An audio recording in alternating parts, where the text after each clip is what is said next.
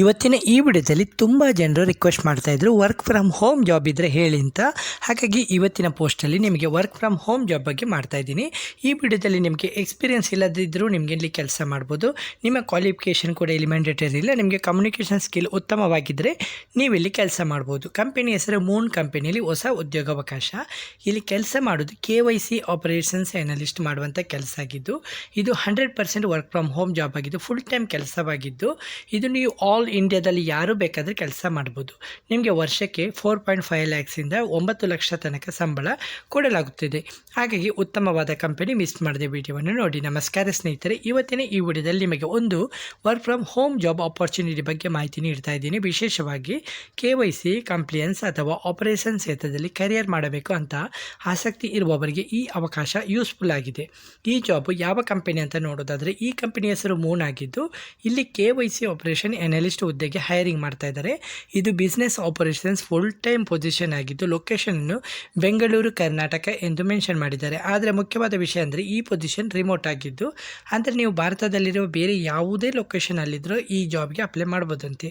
Moon company ಏನು ಮಾಡುತ್ತೆ ಅಂದರೆ, ಮೂನ್ ಒಂದು ಡಿಜಿಟಲ್ ಕರೆನ್ಸಿ ಪೇಮೆಂಟ್ ಪ್ಲ್ಯಾಟ್ಫಾರ್ಮ್ ಆಗಿದ್ದು, ಕ್ರಿಪ್ಟೋ, ಸ್ಟೇಬಲ್ ಕಾಯಿನ್ ಮತ್ತು ಬ್ಲಾಕ್ ಚೈನ್ ಟೆಕ್ನಾಲಜಿ ಆಧಾರಿತ ಡಿಜಿಟಲ್ ಕರೆನ್ಸಿಯನ್ನು ಬೈ, ಸೆಲ್, ಸ್ವ್ಯಾಪ್ ಮತ್ತು ಪೇಮೆಂಟ್ ಮಾಡಲು ಯೂಸರ್ಸ್ಗೆ ಪ್ಲ್ಯಾಟ್ಫಾರ್ಮ್ ಒದಗಿಸುವುದು ಇದರ ಮುಖ್ಯ ಉದ್ದೇಶವಾಗಿದೆ. ಸರಳವಾಗಿ ಹೇಳಬೇಕೆಂದರೆ, ಡಿಜಿಟಲ್ ಕರೆನ್ಸಿಯನ್ನು ಸಾಮಾನ್ಯ ಪೇಮೆಂಟ್ನಂತೆ ಸುಲಭವಾಗಿ ಬಳಸಲು ಸಹಾಯ ಮಾಡುವ ಒಂದು ಪ್ಲ್ಯಾಟ್ಫಾರ್ಮ್ ಅಂತ ಹೇಳ್ಬೋದು. ಮೂನ್ಗೆ Portugal, Spain, Poland, South Africa, Mexico ಸೇರಿದಂತೆ ವಿವಿಧ ಉದ್ದೇಶಗಳಲ್ಲಿ ಆಪರೇಷನ್ಸ್ ಇದ್ದು, ಈಗ ಇದು ಜಾಬ್ ರೋಲ್ ಬಗ್ಗೆ ನೋಡೋಣ. ಇಲ್ಲಿ ನೀವು KYC ಆಪರೇಷನ್ಸ್ ಟೀಮ್ನಲ್ಲಿ ಕೆಲಸ ಮಾಡಬೇಕಾಗುತ್ತೆ. ಕಂಪ್ಲಿಯನ್ಸ್, ಫ್ರಾಡ್ ಮತ್ತು ಫೈನಾನ್ಷಿಯಲ್ ಇಂಟೆಲಿಜೆನ್ಸ್ ಟೀಮ್ ಜೊತೆಗೆ ಕ್ಲೋಸ್ ಆಗಿ ಕೆಲಸ ಮಾಡಬೇಕಾಗುತ್ತೆ. ನಿಮ್ಮ ಪ್ರಮುಖ ಜವಾಬ್ದಾರಿ ಒಂದು end to end KYC review ಮಾಡುವಂಥ ಕೆಲಸ. ಅಂದರೆ ಕಸ್ಟಮರ್ಸ್ನ ಐಡೆಂಟಿಟಿ ಮತ್ತು ಇನ್ಫಾರ್ಮೇಷನನ್ನು ವೆರಿಫೈ ಮಾಡೋದು, ಅವರ ರಿಸ್ಕ್ ಲೆವೆಲನ್ನು ಅಸೆಸ್ ಮಾಡೋದು ಮತ್ತು ಕಂಪನಿಯ ಇಂಟರ್ನಲ್ ಪಾಲಿಸೀಸ್ ಹಾಗೂ ಗ್ಲೋಬಲ್ ರೆಗ್ಯುಲಾರಿಟಿ ರಿಕ್ವೈರ್ಮೆಂಟನ್ನು ಅನುಗುಣವಾಗಿ KYC ಪ್ರೊಸೆಸನ್ನು ಕಂಪ್ಲೀಟ್ ಮಾಡುವಂಥ ಕೆಲಸ. ಇದರ ಜೊತೆ ನೀವು KYC ಸಬ್ಜೆಕ್ಟ್ ಮ್ಯಾಟರ್ ಎಕ್ಸ್ಪರ್ಟ್ ಆಗಿ ಕೆಲಸ ಮಾಡಬೇಕಾಗುತ್ತೆ. ಕಸ್ಟಮರ್ ಫೇಸಿಂಗ್ ಟೀಮ್ ಅಥವಾ ಆಪರೇಷನ್ಸ್ ಟೀಮ್ಗೆ KYC ಸಂಬಂಧಿಸಿದ ಯಾವುದೇ ಸಮಸ್ಯೆ ಅಥವಾ ಕಾಂಪ್ಲೆಕ್ಸ್ ಕೇಸಸ್ ಬಂದಾಗ ಅವುಗಳನ್ನು ರಿವ್ಯೂ ಮಾಡಿ ಅಗತ್ಯವಿದ್ದರೆ ಎಸ್ಕಲೇಷನ್ ಪಾಯಿಂಟ್ನಲ್ಲಿ ಕಾರ್ಯನಿರ್ವಹಿಸಬೇಕಾಗುತ್ತೆ. ಈ ಜಾಬ್ಗೆ ಕ್ವಾಲಿಫಿಕೇಷನ್ ಕೇಳಿದರೆ, ಕ್ವಾಲಿಫಿಕೇಷನ್ ಸಾಮಾನ್ಯವಾಗಿ KYC ಕಂಪ್ಲಿಯನ್ಸ್ ಆಪರೇಷನ್ಸ್ ಅಥವಾ ರೆಗ್ಯುಲೇಟೆಡ್ ಆಪರೇಷನ್ಸ್ ಎನ್ವೈರ್ಮೆಂಟಲ್ಲಿ ಕನಿಷ್ಠ 1 ವರ್ಷದ ಎಕ್ಸ್ಪೀರಿಯೆನ್ಸ್ ಇದ್ದರೆ ಉತ್ತಮ ಅಂತ ಹೇಳಿದ್ದಾರೆ. ವಿಶೇಷವಾಗಿ ಕಸ್ಟಮರ್ ಆನ್ ಬೋರ್ಡಿಂಗ್ ಮತ್ತು ಡ್ಯೂ ಡೆಲಿಗೆನ್ಸ್ ಪ್ರೊಸೆಸಿಂಗ್ ಮತ್ತು ನಾಲೆಜ್ ಅಥವಾ ಎಕ್ಸ್ಪೀರಿಯೆನ್ಸ್ ಇರಬೇಕಂತೆ. ಆದರೆ ಒಂದು ಮುಖ್ಯ ವಿಷಯ, ನಿಮಗೆ ಫಾರ್ಮಲ್ ಎಕ್ಸ್ಪೀರಿಯೆನ್ಸ್ ಇಲ್ಲದಿದ್ದರೂ KYC ಮತ್ತು ಕಸ್ಟಮರ್ ಡ್ಯೂ ಡೆಲಿಗೆನ್ಸ್ ಪ್ರೊಸೆಸ್ ಹೇಗೆ ವರ್ಕ್ ಮಾಡುತ್ತೆ ಅನ್ನೋದರ ಬಗ್ಗೆ ಉತ್ತಮ ನಾಲೆಜ್ ಇದ್ದರೆ ಪ್ರೆಸಸ್ ಆಗಿಯೂ ಅಪ್ಲೈ ಮಾಡ್ಬೋದು. ಅಂದರೆ ನಿಮಗೆ ಯೂಟ್ಯೂಬಲ್ಲಿ ನಿಮಗೆ ಇದರ ಬಗ್ಗೆ ವೀಡಿಯೋಸ್ ಸಿಗುತ್ತೆ. ಯಾಕೆಂದರೆ ನೀವು ಈ KYC ಕೆಲಸ ಯಾವ ರೀತಿ ಮಾಡೋದಂತ ಯೂಟ್ಯೂಬಲ್ಲಿ ಸರ್ಚ್ ಮಾಡಿದ್ರೆ ನಿಮಗೆ ಅಲ್ಲಿ ಸೋಷಿಯಲ್ ಮೀಡಿಯಾದಲ್ಲೇ ನಿಮಗೆ ಸಾಕಷ್ಟು ಮಾಹಿತಿ ಸಿಗುತ್ತೆ. ಹಾಗಾಗಿ ನಿಮಗೆ ಅಲ್ಲೇ ಎಕ್ಸ್ಪೀರಿಯೆನ್ಸನ್ನ ಪಡೆದುಕೋಬೋದು. ಅದಕ್ಕಾಗಿ ನಿಮ್ಮ ರಿಸ್ಯೂಮಲ್ಲಿ ನಿಮ್ಮ ನಾಲೆಜು, ರಿಲೆವೆಂಟ್ ಸ್ಕಿಲ್ಲು, ಪ್ರಾಜೆಕ್ಟನ್ನು ಚೆನ್ನಾಗಿ ಹೈಲೈಟ್ ಮಾಡೋದು ತುಂಬ ಮುಖ್ಯ ಅಂತ ಹೇಳಿದ್ದಾರೆ. ಸ್ಕಿಲ್ಲು ಇನ್ನೇನು ಬೇಕಂದರೆ, ಈ ರೋಲ್ಗೆ ಸ್ಟ್ರಾಂಗ್ ಅಟೆನ್ಷನ್ ಟು ಡೀಟೇಲ್ ತುಂಬ ಮುಖ್ಯ. ಅಂದರೆ ಸಣ್ಣ ಸಣ್ಣ ಡೀಟೇಲನ್ನು ಗಮನಿಸಿ ಕಂಪನಿಯ ಡಿಫೈನ್ಡ್ ಪ್ರೊಸೀಜರ್ಸ್ ಅನ್ನು ಫಾಲೋ ಮಾಡಿಕೊಂಡು ಅಕ್ಯುರೇಟ್ ಮತ್ತು ವೆಲ್ ಡಾಕ್ಯುಮೆಂಟೆಡ್ ಔಟ್ಪುಟ್ ಕೊಡಲು ನಿಮಗೆ ಸಾಧ್ಯವಾಗಬೇಕು. ಅದರ ಜೊತೆ ಹೈ ವ್ಯಾಲ್ಯೂ ಮತ್ತು fast faced operational environmentally comfortable ಆಗಿ ಕೆಲಸ ಮಾಡೋ ಸಾಮರ್ಥ್ಯ ಇರಬೇಕು.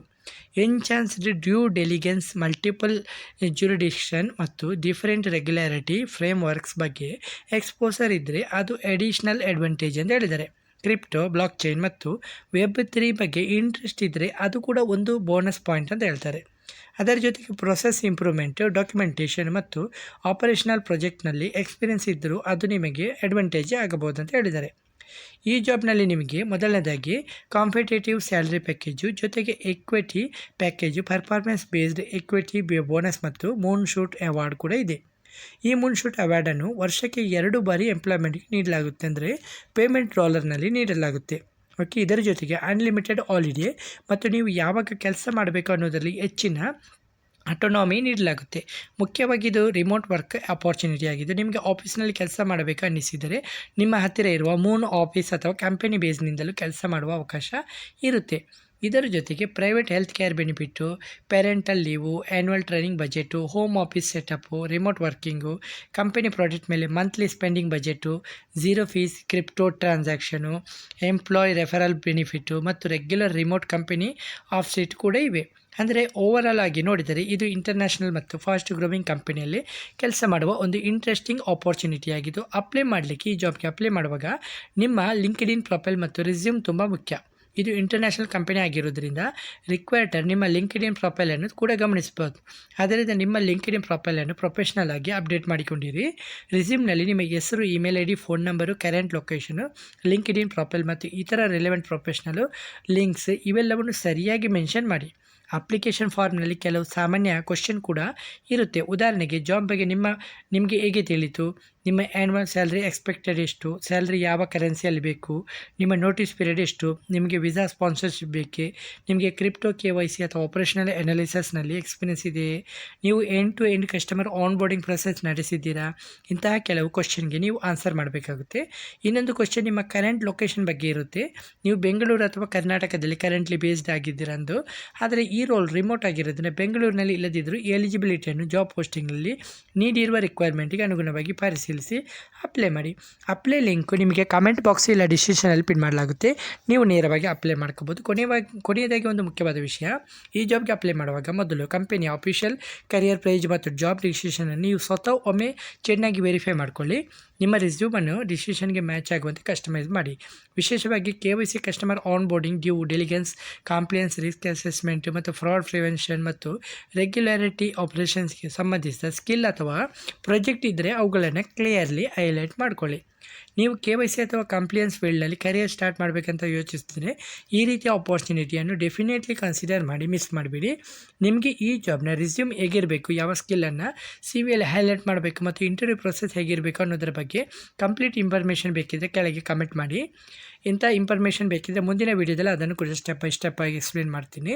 ಹಾಗಾದರೆ ಈ ಆಪರ್ಚುನಿಟಿ ನಿಮಗೆ ಯೂಸ್ಫುಲ್ ಆಗಿರ್ಬೋದು ಅನ್ನಿಸಿದರೆ ವಿಡಿಯೋವನ್ನು ಲೈಕ್ ಮಾಡ್ಕೊಳ್ಳಿ, ನಿಮ್ಮ ಫ್ರೆಂಡ್ಸ್ ಜೊತೆಗೆ ಶೇರ್ ಮಾಡಿ ಮತ್ತು ಇಂಥ ಜಾಬ್ ಅಪ್ಡೇಟ್ಗಾಗಿ ನಮ್ಮ ಕನ್ನಡ ಚಾನಲನ್ನು ಸಬ್ಸ್ಕ್ರೈಬ್ ಮಾಡಿಕೊಳ್ಳಿ.